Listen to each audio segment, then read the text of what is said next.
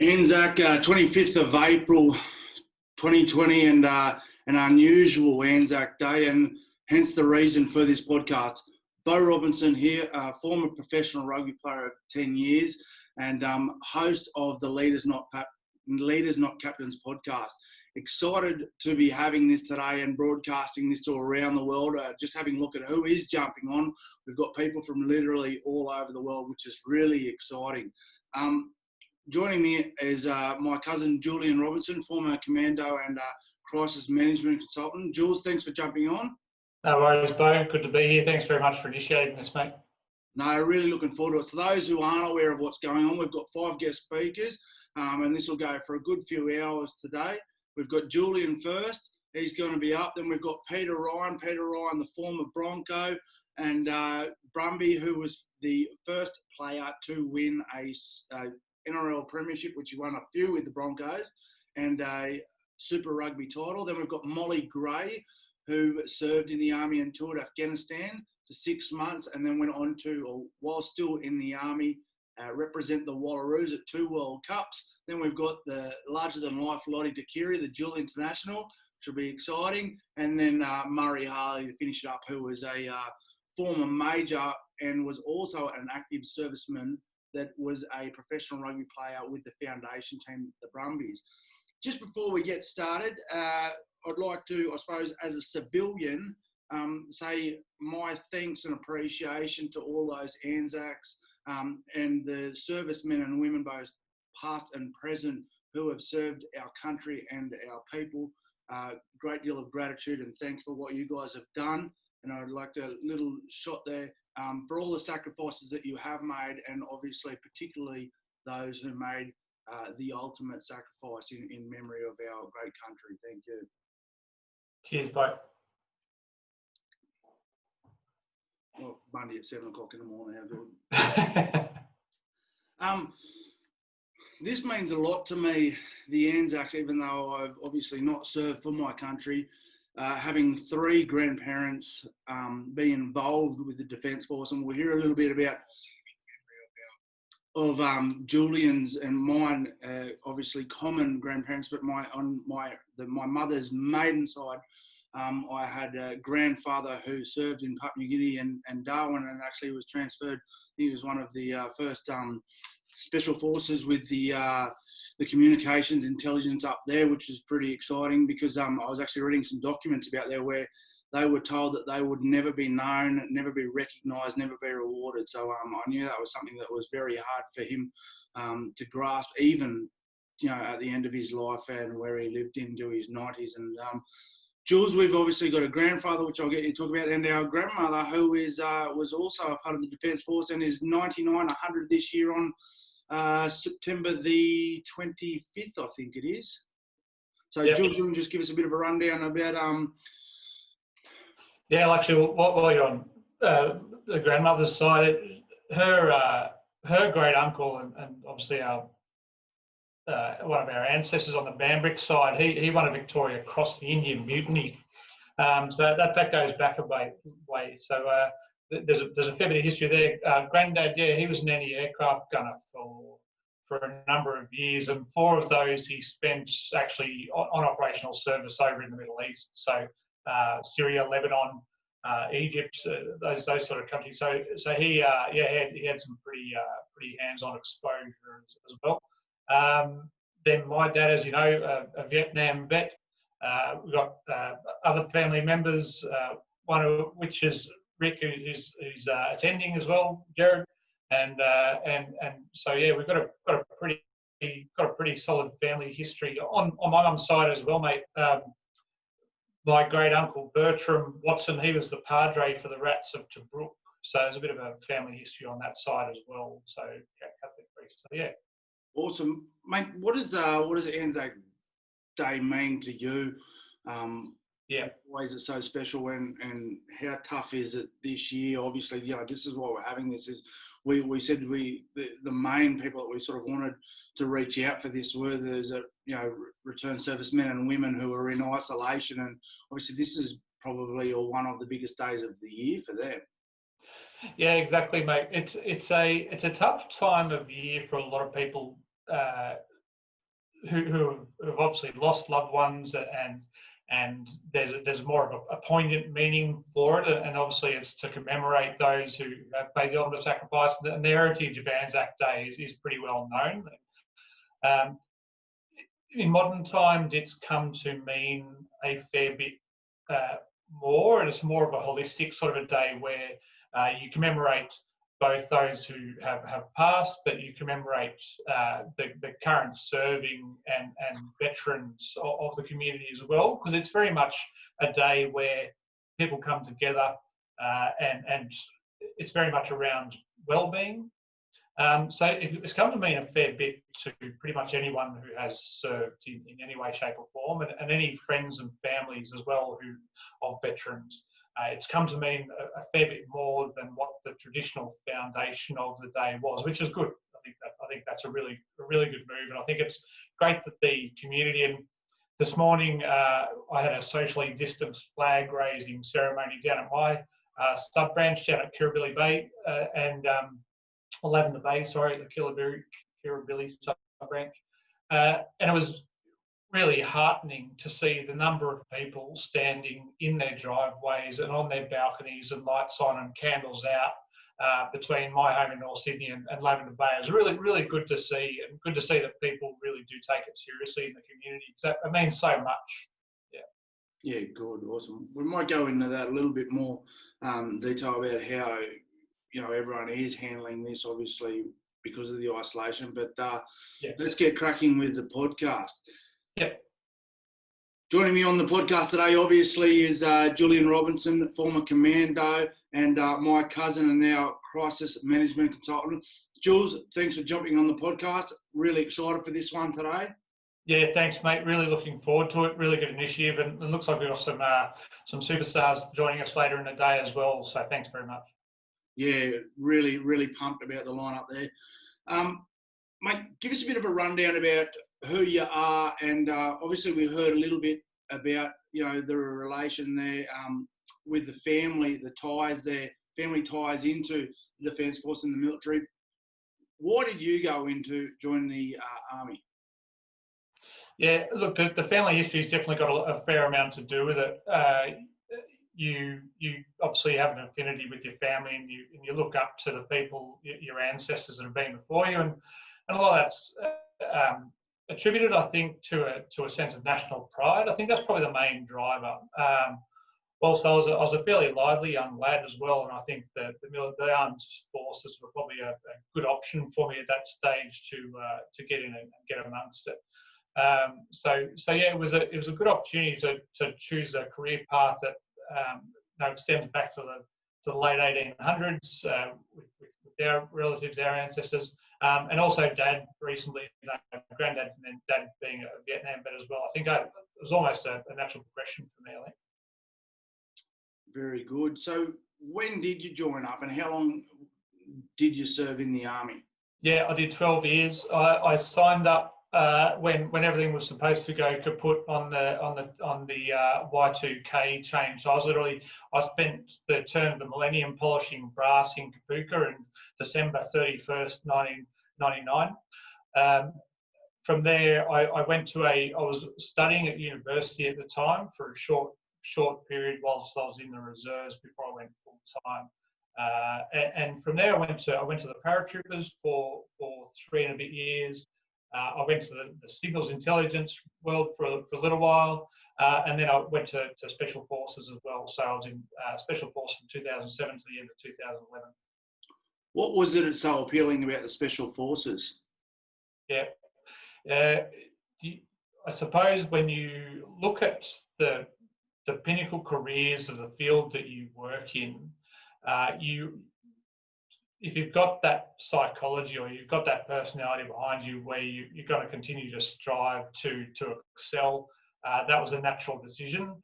I can't say that the hype and the legends that are affiliated with the special operations community don't have an influence on your decision to go those paths. But very much when I made the decision, I'd already been in the military for for a reasonable amount of time.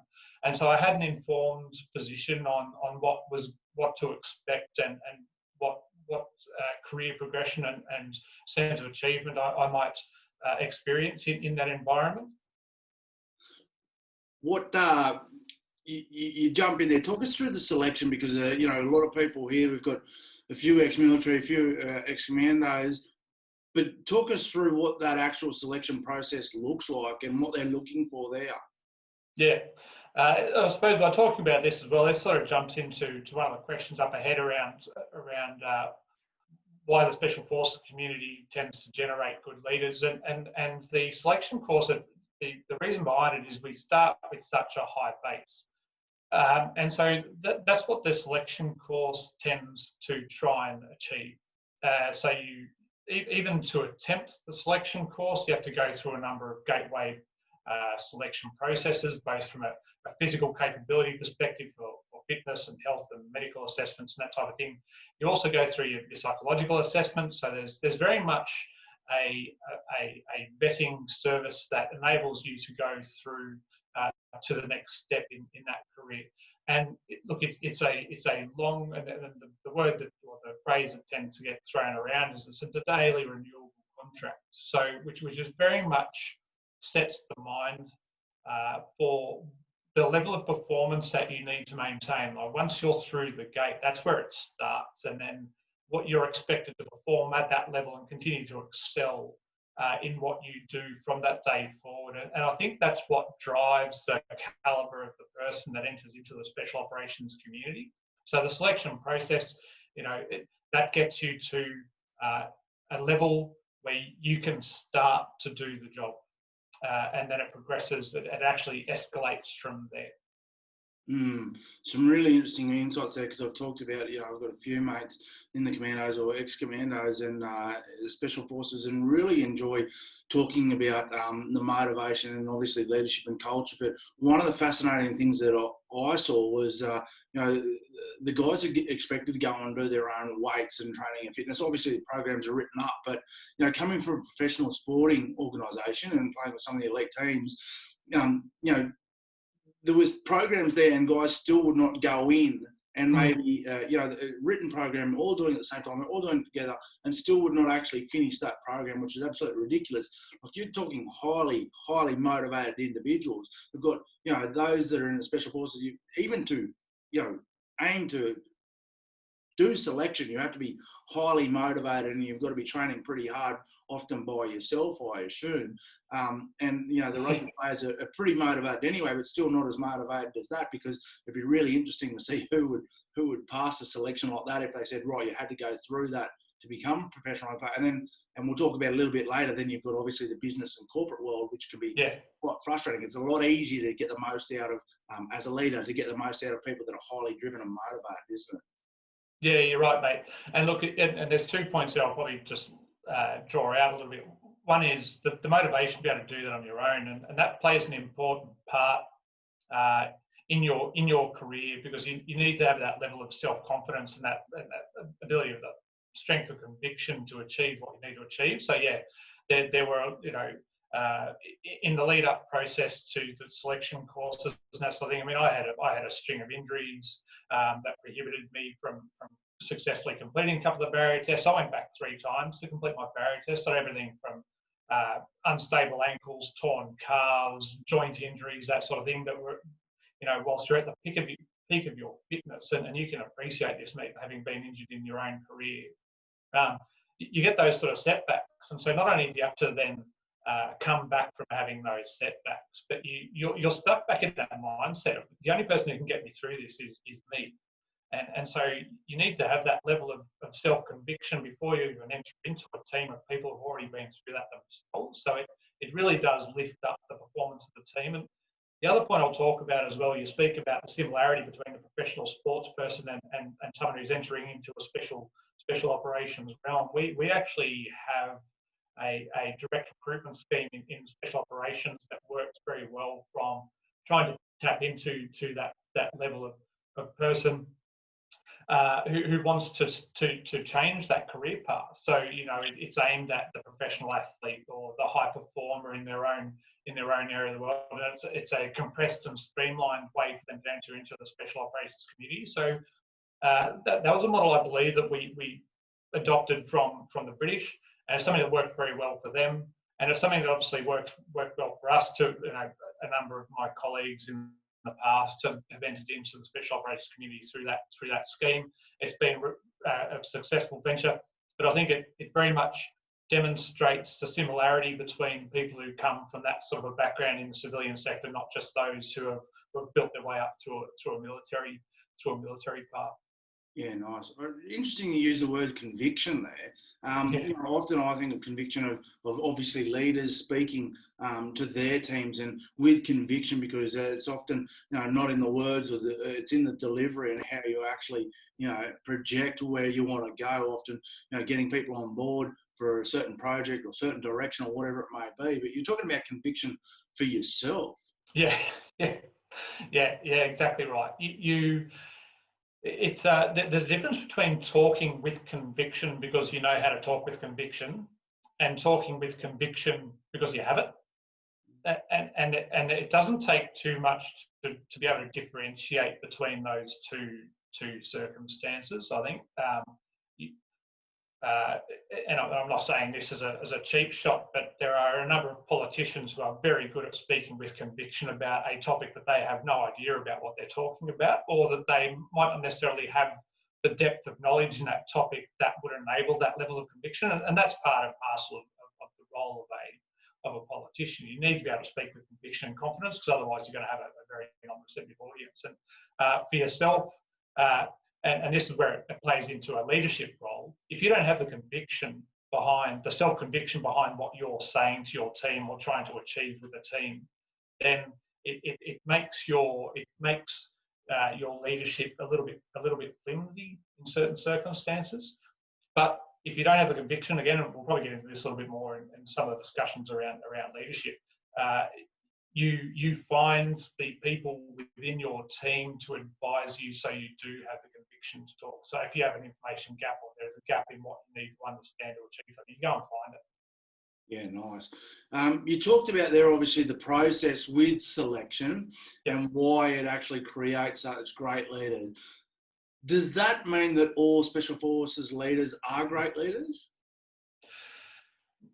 No, it definitely doesn't. The selection process as well, it doesn't create leaders as such.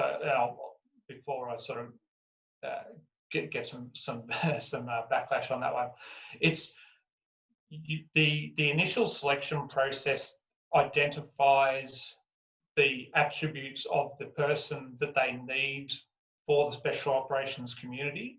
Mm-hmm. And they're assessed on a number of different levels. So you're assessed on, I mentioned around your physical capability, the psychological assessment. You're also then assessed and selected based on your aptitude. So your aptitude's got to be on point because you need to be a smart decision maker, both from a strategic perspective and then also from an immediate perspective. So there's a very broad range of sort of mental capacity that's required there. The other one is you're selected on your ability to be trained, because the special operations community is special for a number of reasons. There's a lot of compartmented information around exactly what they do and how they achieve it. And so they know what they need to do with someone who hasn't been exposed that well to get them up to that standard. So you're trained on your ability to quickly absorb, assimilate, and then apply information that's previously been completely alien to you. So there's a number of different attributes that you're selected on to enter into that community. And then once you're in there, you're then shaped into what they need you to be to achieve the objectives that accompany the range of tasks associated with special operations. So definitely there's two lines of selection through there. There's that incorporate both your officers and your soldiers, and so very much the officers are selected based on their leadership capability as officers, because that becomes very important. But the same thing happens with soldiers. because the key thing with special operations is you have a small group of people that need to achieve great things, and you need to have that depth of understanding within that team. That includes leadership. You need to have that depth of capability within that team so that you achieve what's called a force multiplication in capability. Yeah, right. So who were some great leaders during your time in the Commandos, and what made them great leaders? Yeah, I'll draw upon a couple here. And the leaders that I had exposure to a lot of different leaders, both in the regular army and the special operations community. I could talk about leadership for days. My team commander, who's currently serving, so will remain unnamed. Yep. He's the person that I would call a consummate professional. The guy was a very capable guy. He was extremely proficient in his skill set. He was continually driving himself and us to achieve the best possible outcome in every situation. And he did it in a manner where he had a level of emotional intelligence where he could draw the best out of each person in his team. It wasn't a one-size-fits-all. He had a really cerebral way in how he approached his leadership. And this sort of draws upon the other part of your question around are they all good leaders? Well, no, they're not, but they might have different leadership styles, and different leadership styles affect people differently. So it took me a long time in my military career to understand the difference between someone who I'd gone, oh, he's a bad leader, to he's just got a different leadership style that I need to adjust my learning to understand how he achieves it. So there's very much there's different leadership styles as opposed to bad leaders. I'll probably talk about that a little bit more in detail. But good leaders, yep, my former team commander, great leader. Was he the fastest, the strongest? Absolutely not. Was he very proficient? Yes, he was absolutely one of the most proficient professional guys in every single aspect of his skill set. And that's the other thing with special operations. You're not just someone on a gun. You have a range of different skill sets that you're expected to undertake. You know, it could be driving, it could be, from my perspective, maritime warfare, mountain warfare, advanced medicine or advanced combat medicine, tactical driving, close protection. You get taught in all these different skill sets, and you're expected to be on top of your game in every one of those skill sets. So he was that guy. Another really good leader I'd like to talk about is someone who was within the special operations community, but he wasn't a qualified operator as such. He worked with us directly. He was a guy, his name's Dan Costello. I can name him because he's spoken very well in a number of different productions by the ABC and Chris Masters and whatnot. Dan was a special operations engineer, and he ran a team of guys for us in 2009 whose job was to go ahead of our patrols. And we were in 2009, we were still heavily using vehicle patrols. So it was my very first tour of Afghanistan, my very first patrol, which started a couple of weeks after being in country, and we were out there for over 3 weeks. So moving in vehicles, we had a large task to complete, and we relied on the engineers. Now, unfortunately, on the second day of that very first patrol, Brett Till was killed disarming an IED for our convoy, our vehicle convoy, to continue its path. Tragic circumstances, very early on in a very long trip, and Dan had to step up. Not only had he just witnessed the passing of one of his very, very good mates, he then had to separate his emotion from that situation and the emotion of the team, the rest of the engineers. And he had to pull them aside and go and have I'm summarising here from conversations both with Dan and from what I've seen on his television presentation. He had to ask his team to then, he presented with two options. One was, if the situation was too much, that they could raise their hand and go back to base and wait and see how things affected them before they made a decision to continue with the task in country. Is that right then and there, or right then and there? Back? Right then and there on the ground. Right then and there. Yep. and the rest of the team, he said, but this is the task we need to complete. We've got 40 odd guys behind us that rely on us to save their lives for them to achieve a mission. And he was the first one to say, I'm staying and I'm going to complete the task that's ahead of us, and I need you guys to support me. And that's a massive task to do. The dust was still settling from that. And for him to stand there and step up as a leader to acknowledge the gravity of that situation, and also acknowledge that that's possibly not the last time, in fact, most likely not the last time they're going to experience a situation of that nature, and then ask the team to willingly stand up and put themselves on the line. That to me is that demonstrates such an inherent concept of leadership that I really took that as an inspirational moment that I'll carry with me for the rest of my life. And Dan and I remain very close friends to this day. He's a legend of a bloke. So that's an example of a good leader. And look, Dan for the rest of that trip, for not only that patrol, but for every patrol ahead of it, Dan and I used to laugh because my team were the lead assault team, which meant we were constantly out the front, and which meant we were constantly working with Dan and his team in clearing the path with the engineers. We were constantly laughing about how neither of us wanted to ever do each other's job. Like, mate, there's no way I'd walk out in front of this convoy with a metal detector out on my Pat Malone with a bunch of blokes who I think are going to do the right thing if something was to spin off, And he used to look at us in the middle of a combat, and he'd just be shaking his head, going, "There's no way I'd be doing this stuff, mate." So there was a very good mutual respect in two different worlds that sort of demonstrated a mutual respect for different leadership styles there. The other one I'll talk about quickly is just because most people should know him. He's a Medal of Gallantry winner and a Victoria Cross winner as well. And that's Cameron Baird. Great bloke. Had the humbling privilege to have worked with him closely for 4 years, and I'll call him a friend, which is pretty spectacular. Now, that bloke, as an NCO, so a non-commissioned officer, so not an officer. But as a leader, again, had the inherent attributes that naturally enabled him to make sound decisions with good nature in a manner that automatically prompted a following and a trust and a respect both from his superiors and the people around him. So he's another good example of a leader, and there's plenty of information you can read about Cameron and some of his exploits. Yeah, I heard a lot about Cameron.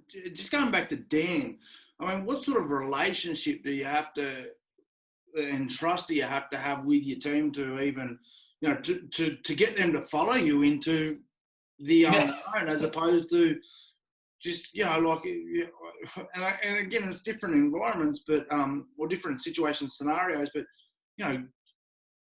that's a whole nother level of trust and belief in your leader. And again, it's going into the unknown. Is that one of the I suppose, don't like to use the word benefits or outcomes of great leadership, is that people will follow you into the unknown? Yeah, so if you, and it's a good point. So even by definition, a leader is someone who manages to achieve greater influence on a group than the average individual within that group. So that's pretty much the definition of a leader. How they achieve that, then that starts to get down into the theoretical details, and I'll talk about some of the traits that I've observed through my career, both they're traits that are both relatable to the military world as well as the corporate world, and I'll speak to them later. But when you break down the details of what that's a scenario I raised with Dan, what that's asking people to do.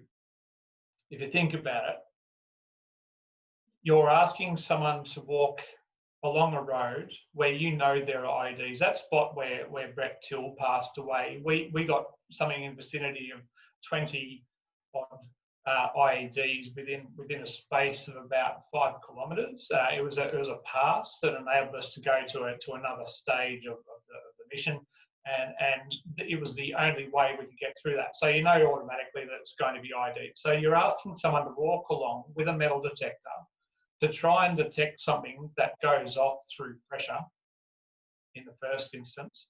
It's possibly got an anti-tamper device or a contingency initiation device that you don't know about that you have to think about as well, and you're possibly going to be shot at. And if you don't do it, the mission becomes not successful. When you break down that level of gravity to ask of an individual, and that's what had to happen, because every individual who stepped out with a mine detector in that circumstance had to then assume that level of responsibility as an individual, you know. So for each individual, they each stood up and then assumed that level of responsibility and their own inherent leadership capability. But the person who's ultimately responsible for each of those individuals, that's a whole nother level of weight. And that's the same with the Commando regiment, or the company that was behind them as well. You know, we are asking people to go into situations where life is imminently threatened on a constant basis. I shouldn't be here 40 times over. Most of my colleagues shouldn't be here 40 times over. I only did one trip to Afghanistan where I was in a fighting role. The other one was in a close protection role. Some of my teammates have done 7 trips. Now, to not only as an individual have the conviction to go back into that environment, but as a leader to go back in and lead those guys continuously through that environment where we had loss of life. That's a pretty big ask of an individual. Huge. What makes the special forces as special then? And so, like, yeah, we talk about high performance environments and cultures. What makes them so unique and elite? Yeah, I'll start probably. I mean, we've spoken already about the high base. You know, you already go through a series of gateway assessments to make sure that you're suitable to even work in that environment and whatnot. And then you're constantly assessed as well. So there's a constant validation of both your performance, your skill set, your ability to be there, your ability to continually learn and evolve new skills, because you're always changing your skill set. There's always an evolution. Like, the reason why special operations is so good at what they do is they're very nimble, very dynamic in how they achieve and grow their skills.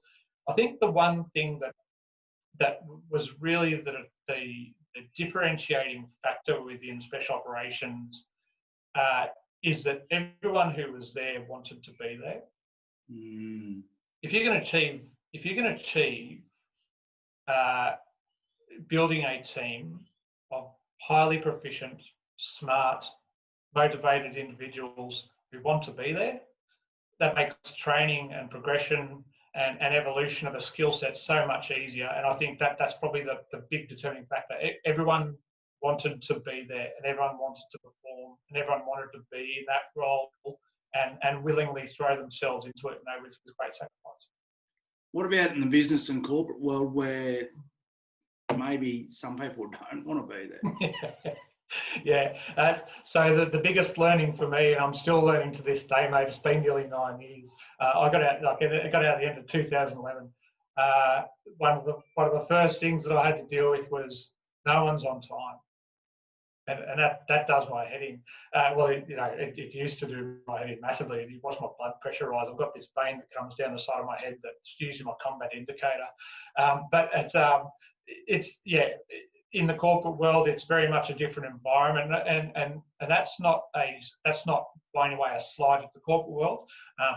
That's for me to learn as an individual entering into the corporate world. That's for me to learn that that's the world that I'm now in. It's not a special community. It's not a community of people who want to be there and want to excel and want to continually evolve their skill sets. There are very few people, in fact, who I've found to even come close to some of the attributes that you would look for when you are building a team. But what's important about that is, having had the special operations background and understanding the importance of building the high base in a high performance team, I take that now and I use that skill set to do the same with teams.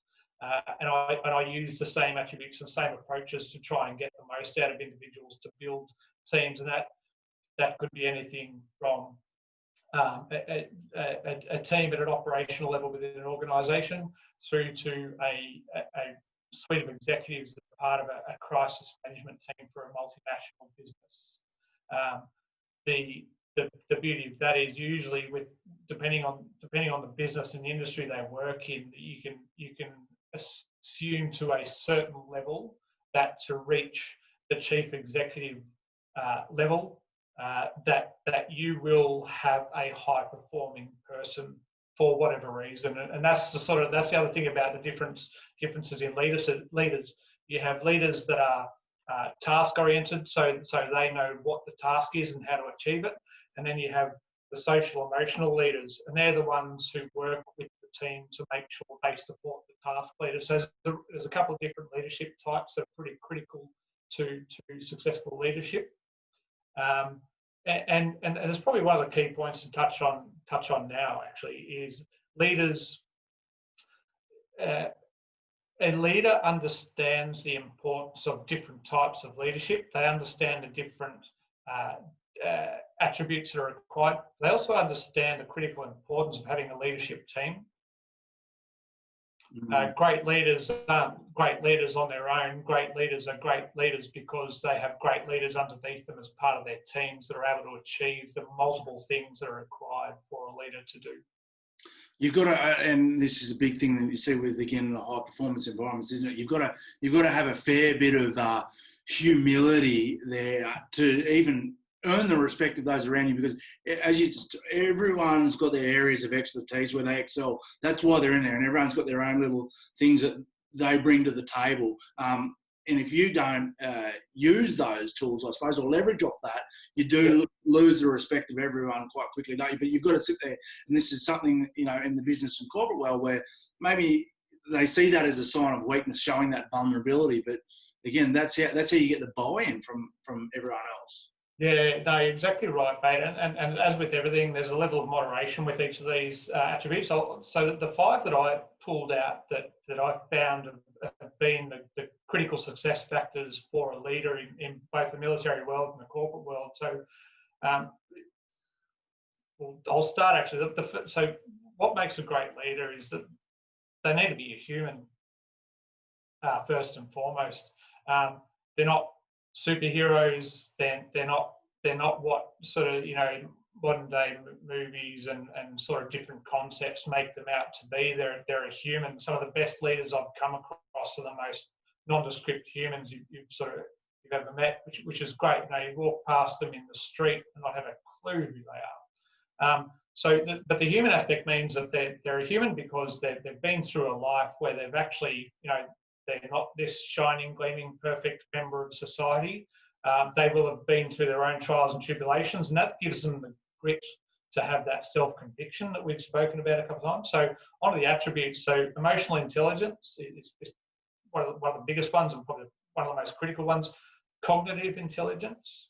I know a lot of people say that intelligence isn't part of a leader, but cognitive intelligence definitely is. And so intelligence being the difference between academic and book learning and that type of thing versus cognitive intelligence. They're two very different types of intelligence. Accountability. Accountability is a critical success factor, and lack of accountability is a critical flaw of any leader and any team. Communication. They need to understand what communication is. I'll go to each of these in detail if you want. And then the last one is credibility, and that goes back to that point. If whilst having all these other attributes, the other 4 attributes, unless you have the credibility that enables you to have self-conviction and the credibility to have a receptive audience, then there's very little hope for you to have a successful experience as a leader. Back under each of those types or the different attributes, emotional intelligence, I mean, there's a range of different factors underneath that as to why they're so important. Emotional intelligence enables you to identify the different personality types in a team. Yep. And by understanding different personality types, you know how to shape your leadership style to get the most out of that individual. Emotional intelligence enables you to process information in a way that informs your decision making. It enables you to identify what the strengths and weaknesses are in a team. You can have the best team in the world. There's still going to be strengths and weaknesses. You need to know how to balance all of those. Well, yeah, well, just to hear that, every team, irrespective of how good you are, has strengths and weaknesses. Massive. Leaders, Yeah. you cannot sit there and identify your weaknesses as a leader, as an individual, and as a team, then your environment, your culture lacks trust. Yeah, spot on. And that feeds into the accountability trait, mate. If you can't sit there and explain where your weaknesses are, if you don't have the accountability to come out and actually, well, one, identify it, and two, own it, you're going to have a pretty rough trot as a team member, especially when that weakness is exposed and you're found lacking in a situation when you know where it's critical that weakness wasn't exposed. In the special forces world, that has potential implications of a catastrophic nature. In the corporate world, not necessarily as such, but it still has an impact of disruption.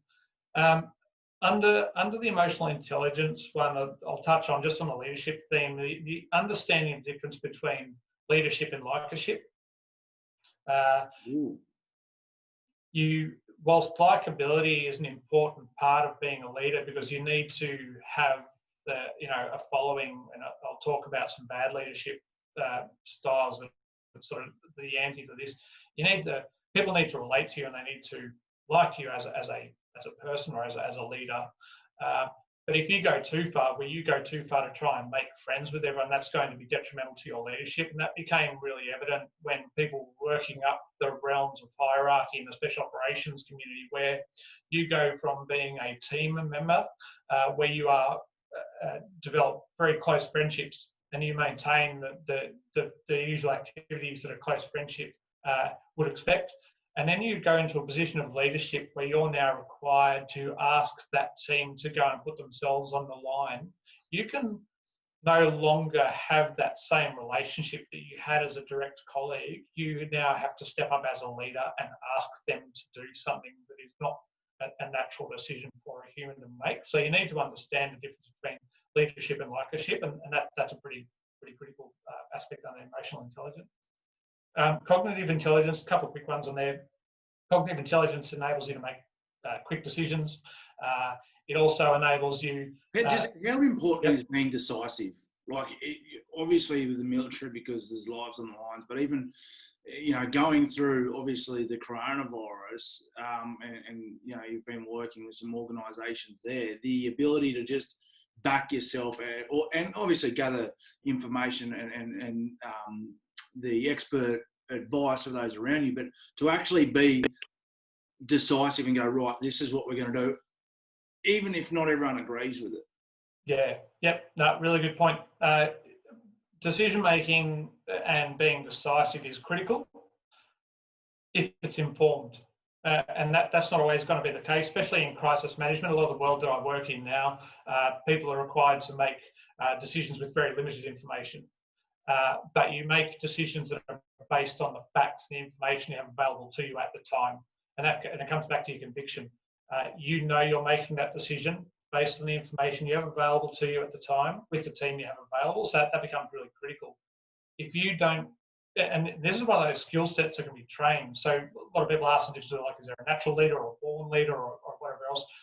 Yes and no. There's attributes within a person that make them sort of more suitable as leader. But you can train leadership. Leadership is very much something you can train. So decision making is one of those critical skill sets that is required as a leader.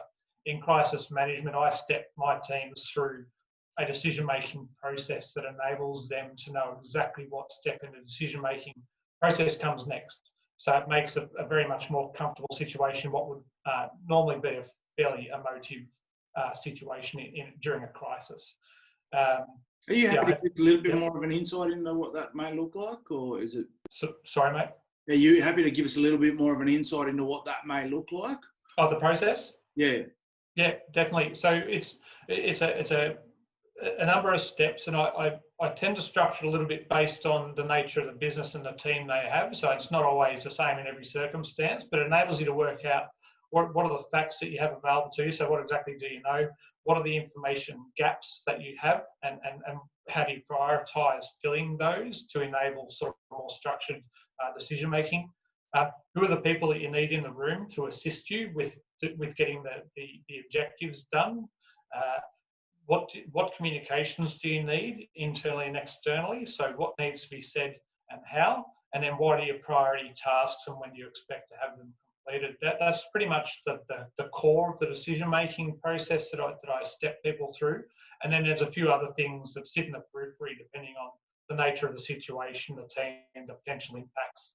Like people talk about the velocity of a crisis, and that's the speed at which it approaches you.